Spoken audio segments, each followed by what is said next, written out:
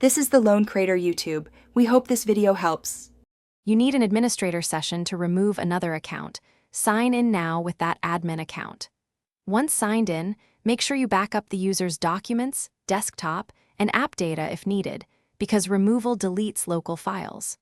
Also check whether the target is a Microsoft account or local account so you handle credentials correctly. Open Settings immediately and get to Accounts. This first move prevents permission errors and ensures you can complete the deletion without interrupting running services. In Settings, go to Accounts, then Family and Other Users. You'll see all extra accounts listed. Select the account you want to remove, then click Remove and Confirm. Microsoft separates account deletion from file deletion, so choose whether to delete the user's files.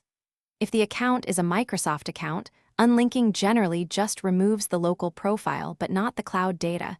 Make sure you understand which data stays. Once you click Remove, Windows will unregister the user and schedule profile cleanup. After removal, restart the PC to complete profile cleanup and let Windows release locked files.